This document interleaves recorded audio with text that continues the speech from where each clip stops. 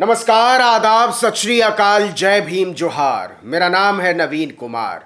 पहले तो पश्चिमी यूपी के गांवों से ही तस्वीरें आ रही थीं कि जनता बीजेपी के विधायकों और नेताओं को देखते ही खदेड़ ले रही है।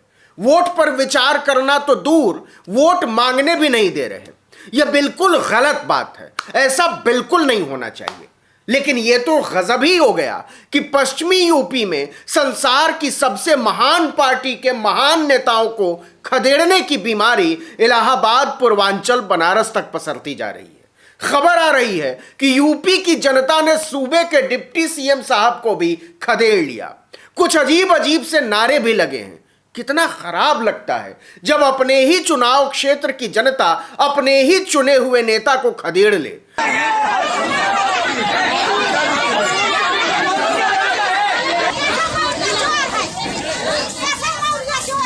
सोचने की बात यह है कि ऐसा क्यों हुआ। योगी आदित्यनाथ महान है, नरेंद्र मोदी भीषण महान है और बीजेपी तो प्रलयंकारी महान है। फिर यूपी के लोग महानता की इस लस्सी को चाट क्यों नहीं जाते? निगलने के बाद उगलते क्यों जा रहे हैं? इसे समझना बहुत दिलचस्प है। बीजेपी में इन दिनों एक नारा खूब चल रहा है, राज करेंगे ठाकुर साहब, वोट देना पिछड़ों का काम। यह आरोप बहुत पुराने हैं कि योगी आदित्यनाथ पिछड़ों को अपने मठ का हरकारा समझते रहे हैं। सलाह मशवरा लेना तो छोड़ दीजिए, मिलते तक नहीं थे। लेकिन जब लाइन लगाकर पिछड़े नेताओं ने मिट्टी पलीद करनी शुरू कर दी तो मोदी शाह को पैरों तले से यूपी की जमीन खिसकती नजर आई। स्वामी प्रसाद मौर्य, धर्म सिंह सैनी, भगवती सागर, विनय शाक्य, रोशनलाल वर्मा, मुकेश वर्मा, ब्रिजेश कुमार प्रजापति, बीजेपी गिन नहीं पा रही है। जब बूथ स्तर पर यह संदेश जाने लगा कि भाजपा ने पिछड़ों को धोखा दिया है, वो पिछड़ों की पार्टी नहीं हो सकती और मोदी योगी पिछड़ों के नेता नहीं हो सकते, तब जाकर पार्टी को होश आया। लेकिन सब कुछ लुटाकर होश में आए तो क्या आए? आप जानते ही हैं कि यूपी में चुनाव का बिगुल बज चुका है। सारी पार्टियों ने अपना दम, खम और धन तीनों झोंक दिया है। सभी दलों ने चौथे चरण तक के टिकट भी लगभग बांट दिए हैं। इन 4 चरणों में 231 सीटों पर चुनाव होने हैं। बीजेपी ने अभी तक 195 सीटों पर उम्मीदवार उतार दिए हैं। इसमें मुख्यमंत्री योगी आदित्यनाथ और उप मुख्यमंत्री केशव प्रसाद मौर्य की भी सीट है। आदित्यनाथ गोरखपुर शहर सीट से लड़ेंगे तो केशव प्रसाद मौर्य कौशांबी जिले की सिराथू सीट से। अगर इन 231 में से 195 सीटों के लिए जारी की गई उम्मीदवारों की लिस्ट देखेंगे तो आप खेल को समझ जाएंगे। इसमें पार्टी ने जातीय समीकरण के अलावा कुछ भी नहीं देखा है। इतिहास में पहली बार बीजेपी ने पंडितों और ठाकुरों के सामने 60% टिकट दलितों और पिछड़ों को दिए हैं। 195 में से 77 टिकट ओबीसी समाज के नेताओं को दिए गए हैं और 38 टिकट दलित समाज के लोगों को। इस दलित कोटे से ही उसने कानपुर के पूर्व पुलिस कमिश्नर असीम वरुण को भी उतारा है। हालांकि उन्हें कन्नौज की सुरक्षित सीट से उतारा गया है। कुछ ही दिन पहले उन्होंने वीआरएस लेकर आईपीएस की नौकरी छोड़ी थी, भाजपा का टिकट कटाया था। मतलब 195 में से 115 टिकट दलितों पिछड़ों को दिए गए हैं और केवल 80 ठाकुरों, ब्राह्मणों, कायस्थों, भूमिहारों यानी सवर्णों को। अगर प्रतिशत के लिहाज से देखें तो 59% दलितों पिछड़ों को और केवल 41% सवर्णों को। यह पिछड़े नेताओं में भाजपा छोड़ने की मची होड़ का साइड इफेक्ट है।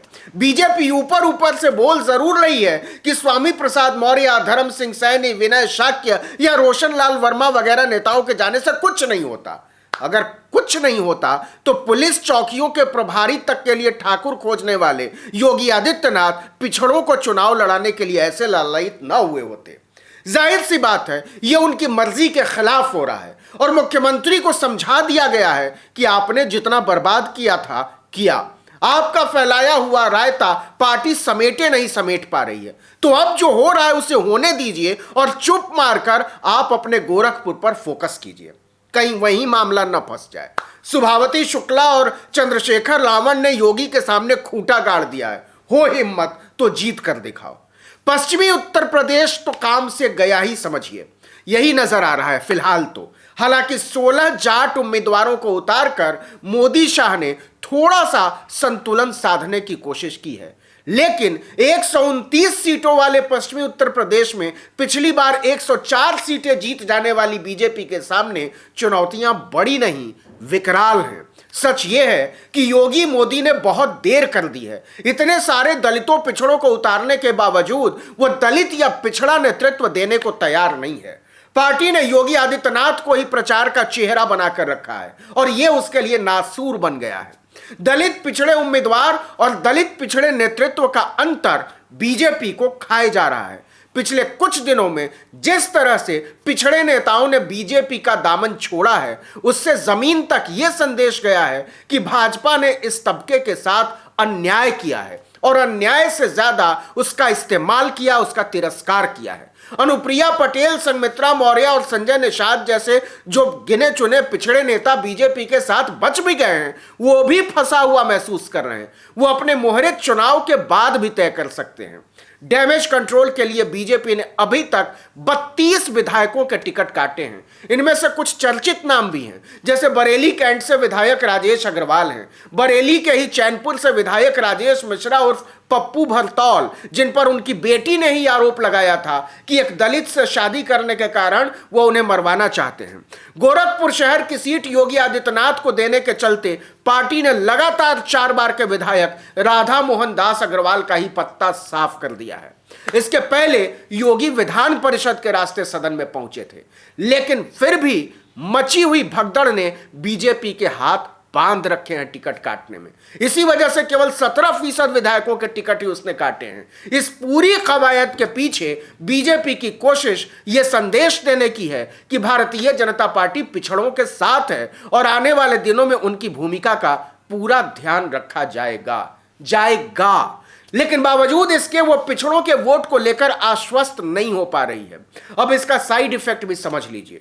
पिछड़ों को तवज्जो देने के कारण ब्राह्मणों को हाशिए पर फेंक दिया गया है। वो उपेक्षित महसूस करने लगे हैं। ब्राह्मण पहले से ही बीजेपी से खार खाए बैठे हैं।